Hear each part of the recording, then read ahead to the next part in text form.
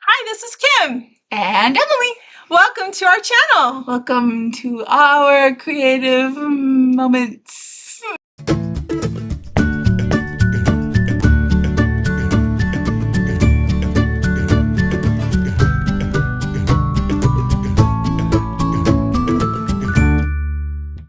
Today we are doing a Scrapbooking 101.5 lesson from the perspective of a beginner. This is my daughter Emily, and she's joining us today to help me out and to sort of be my eyes and ears for what it's like to be a beginning scrapbooker. We're starting a new project, and I'm going to walk her through it, and it's going to be super fun. So let's check out my workspace, and we'll get started.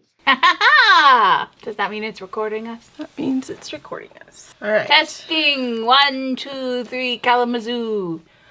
All right, so this is our desktop for today, and we're just going to run through some of the things that you need to make sure you have when you're preparing to start a new project.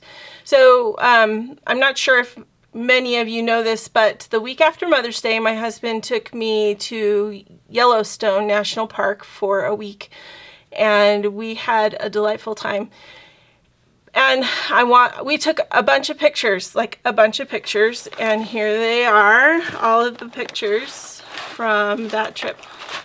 And so the first step really in getting ready for a project like this is to organize your photos. And what I normally do is I print every photo that we took, unless it's obviously blurry and awful looking. And I enlarge a few that were really special for whatever reason. And then when the order comes, the company that I use for printing does a great job with their printing, but a lot of times the photos are all mixed up, which can be kind of frustrating.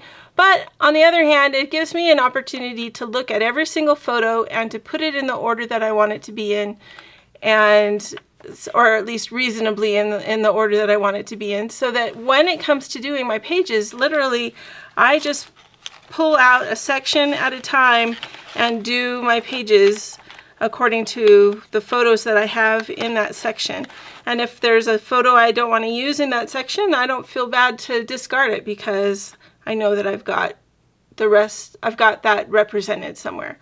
Anyway, so after I've sorted them all and put them into a reasonable order of time frame, because I'm a chronological scrapbooker, and I know the time frame because on my trip I've kept track of what we did and kind of the order that we did it in. She took copious notes. Copious notes, that's right. Then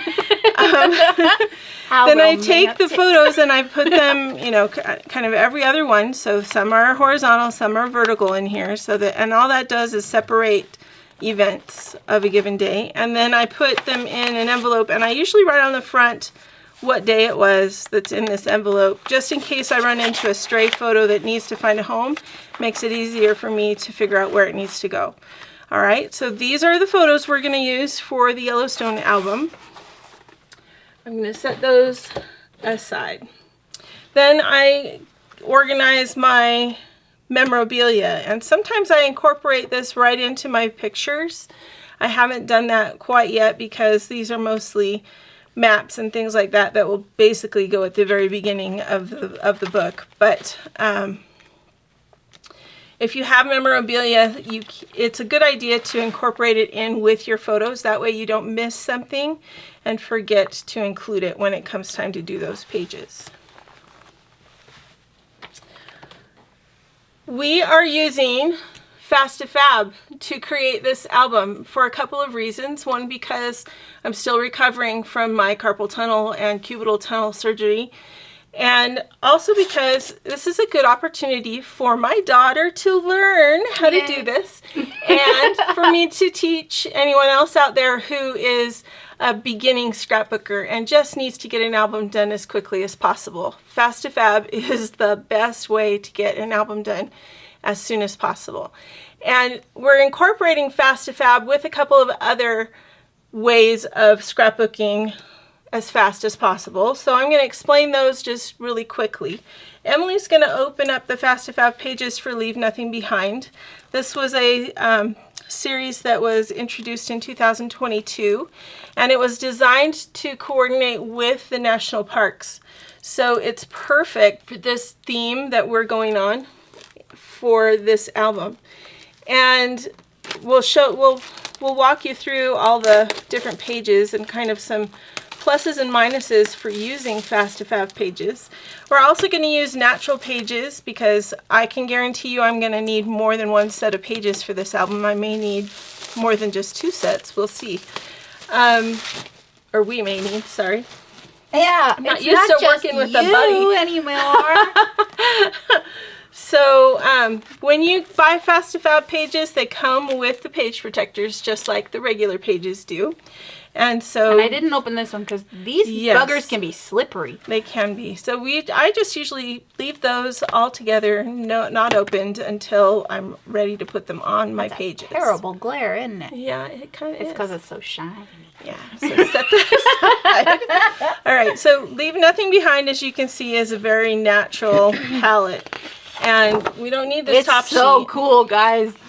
And you can reorganize it however you want. You'll notice that this is the first page, and the last page in the set matches or goes with the first page. So if you don't want to start with whatever the first page is on the set of Fast2Fab pages that you purchase, you can flip through and start here if you want to, and then make this the last page. So it's up to you. Just sandwich them together like that. That's right. That's what you would do.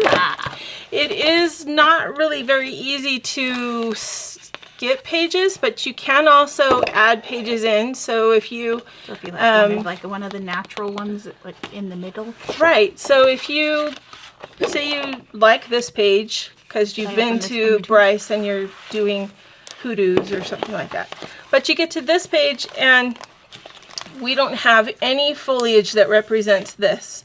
So then you can use a piece of paper and wallpaper this page and make it what you want it to be. And same thing for over here, if that's what you want.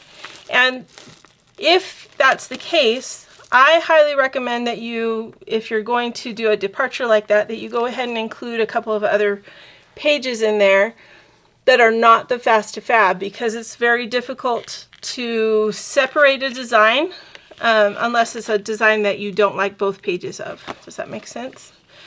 It probably doesn't make sense. Well, but say it again a different way. Okay, so say that you turn the page and you are doing a waterfall page on this side, but you don't have enough to do a 2-page layout. So you want to insert a page here, but still use this page. Well, then when you flip the natural page over, or flip the next page over, you've got half of a waterfall page over here, and what do you do on this side? So, I don't know, it's a process, and you have to just sort of work your way through it and figure it out as you go. But, like crafting. It is crafting, so yeah, exactly like crafting. So you can see that all of these pages would work really well for what we're doing, and actually this one would be perfect for when we went to Old Faithful. Oh yes, and it was snowing. Mm-hmm. So I might have to figure out how I can make that work. Yeah. We may have to figure that out. All right, but anyway, we've got conifers and we've got woods and we've got... Go back, Mama. So this craggly part right here. So a few summers ago, my friends and I went to go see Yellowstone, and there was quite a few places like by the rainbow pots. There's an area at Yellowstone called the Rainbow Pots, and they have like all these like craggly, like. Looks dried out and desert-ish. But it's not. But it's not. It's hot. Don't go there. It is. It's really hot.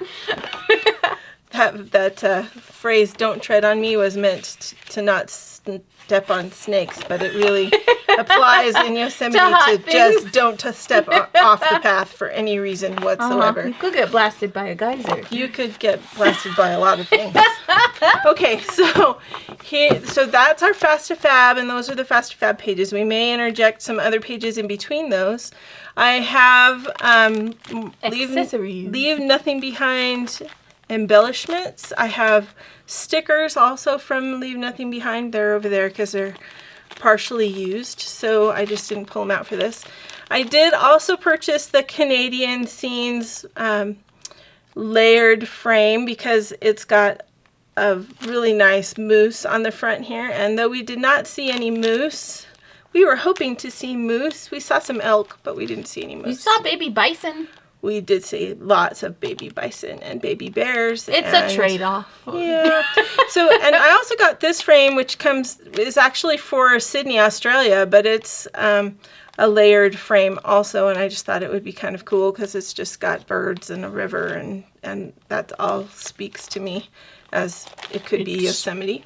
So we've got that. I got these stickers are from the Canadian collection, but look at all the wonderful animals that are on here that we could use in our embellishments. So that's why I got this one. And someday I'll probably go to Canada so I can use the other pieces. You were really close to Canada once. Yes. You were right across the way from Niagara. Yes. Okay, and then this is the double-sided laser paper pack, and so what that means, you get one of each of these in this pack, and I love this one for the fact that you can do some fun things with it, split it down the middle and use it on a 2-page spread. This one is really fun to use as well, both sides of this. These are a little harder for me because they really dictate where your pictures go, and I usually want more freedom on my page, but we'll play with those. That'll be fun.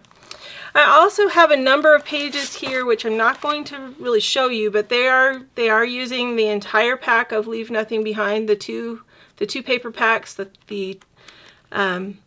designer pack and the theme pack, or I think that's what they called it. Anyway, but I did these pages in a class that I took with Tammy McEwen with Cafe International, and so I'm not allowed to share those because I'm not allowed to share them, so she flipped it over. Dad, you should blur that out.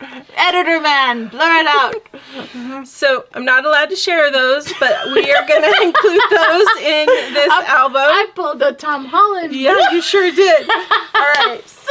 Talk faster.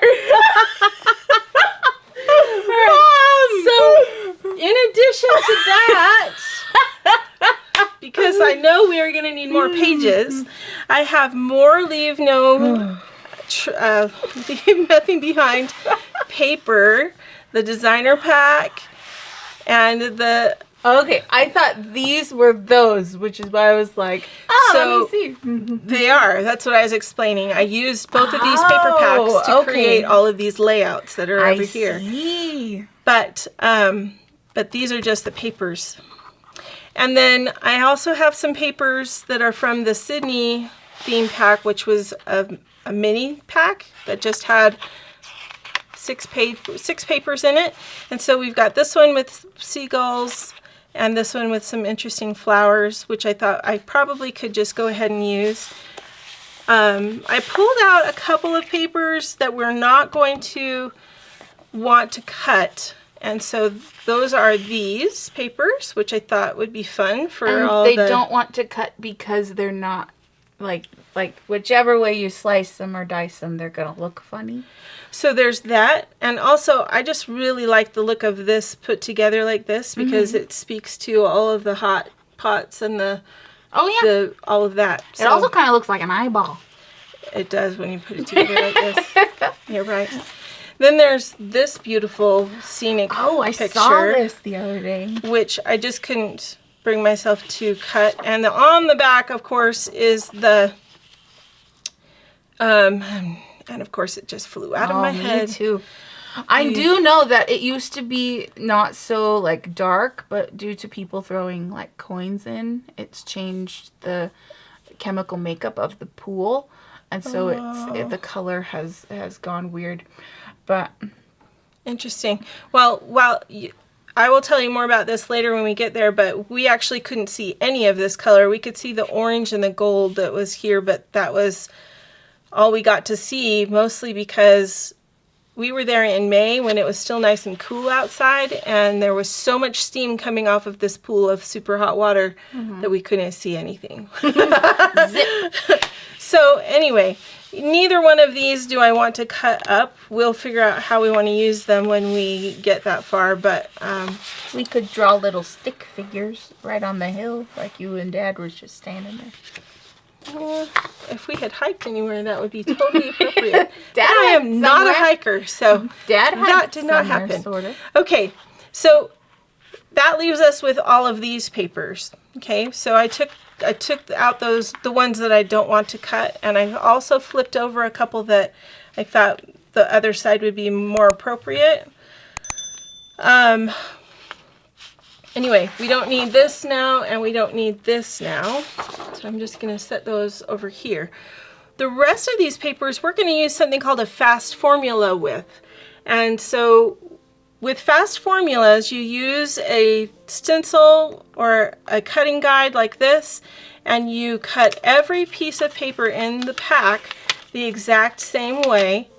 And then you have multiple pieces that you can combine and coordinate to create your different borders and shapes.